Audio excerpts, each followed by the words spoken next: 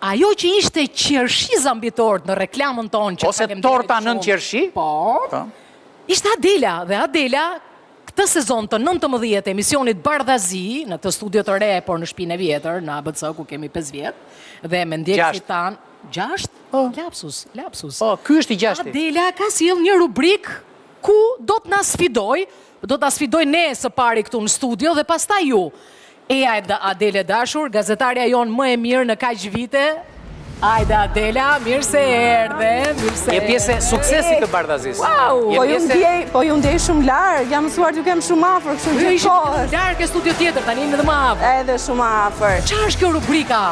Tani për gjithë Bardhazista tanë, që sa vinë dhe shtohen, vlona Instagrami ynë, vlon, do më thënë ka qenë më i nxehtë për fat të mirë, për fat të mirë. Po, për fat të mirë. Kaluar dhe temperatura. Është një rubrikë interesante. Ne po jetojmë në kohë të vështira. Ju jeni të vetëdijshëm apo jo? Po, s'kemi lek. Dëgjoni.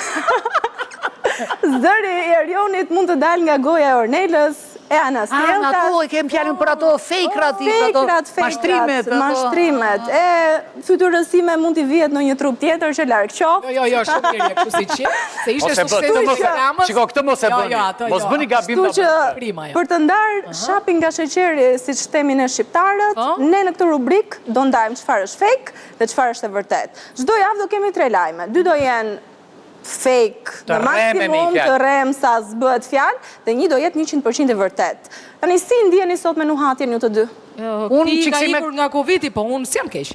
Pa hënjer. Po pse, ai po ndjente çik një ushqim vërdall para se të hynte, apo vetëm për ushqim i punon ajo hunda. Po çat bësh? Jeni gati të nisim me lajmin e parë? Gati të kthehemi nga ekrani. Të kthehemi nga ekrani. Tek ky let gjigant. Dhe të kakarisim, sepse lajmi i parë ka të bëjë me një gjel.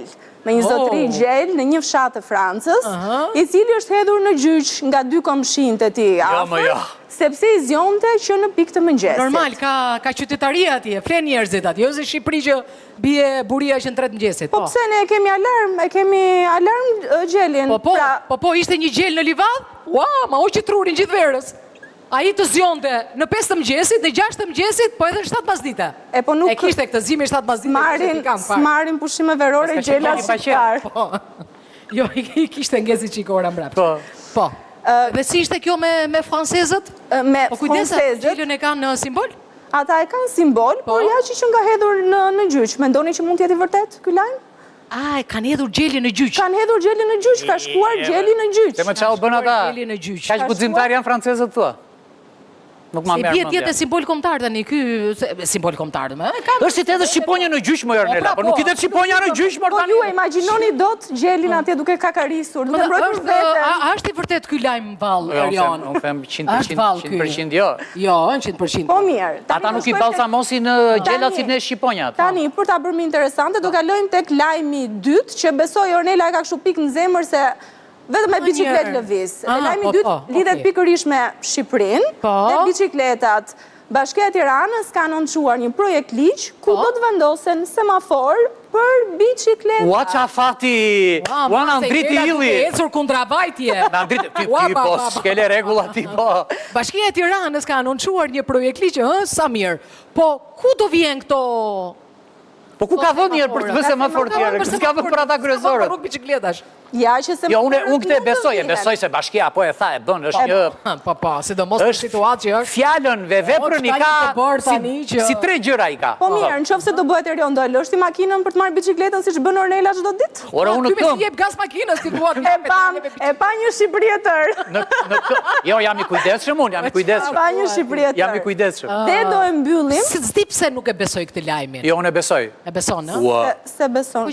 Ata do në vënë semafore për të gjitha. Ke filluar të besosh më shumë se ç'duhet. Po, do vënë semafore për të gjitha, për bicikleta, për karrocat me guzhinjeta për të gjitha. Pa hënjer, ikim nga Shqipëria jonë e dashur dhe shkojmë tek fqinjët tanë, që edhe kryeministri do shumë, tek italianët. Tani, këtu kemi lajme të mira, nëse ky do jeti vërtet, por ju do e gjeni dhe publiku, bardazistët tanë. Në Toskana është krijuar një burim uji, i cili do të nxjerr ver falas për qytetarët në vend të ujit. Si ajo torta ke... Torte 28-ës. Si torta e Bavarsisë. Jo, unë po imagjinoja nëse do bëhej kjo në Shqipëri të sheshi për shembull. Nuk mendoj që Namizi? Nuk mendoj që do zgjaste më shumë se gjysore. Nga ambasada amerikane deri tek Namizi. Nuk do zgjaste më shumë se gjysore. Tash kush është lajmi i vërtetë? Votoni. Që ta dish njerë, ata kanë verë, edhe për të ndarë falas. Kanë plot verë, kanë qilarët plot, o vlla. Okej. Kështu që unë e besonj këtë. Bires, kjo foto mos është reale, edhe është... Pra ti voton për verën, ndërsa unë me shpresë dhe ëndër votoj për bicikletat. Po ti se ti e bicikletat. Sepse dua të ketë çik më shumë rregulla. Një shembull. Kur ishte shtypur një me bicikletë që kishte humbur dhe jetë. Edhe kjo është problematikë. Po në fakt e ka zënë Lemza Gjelin. A fiton Gjeli? Lajmi i vërtet.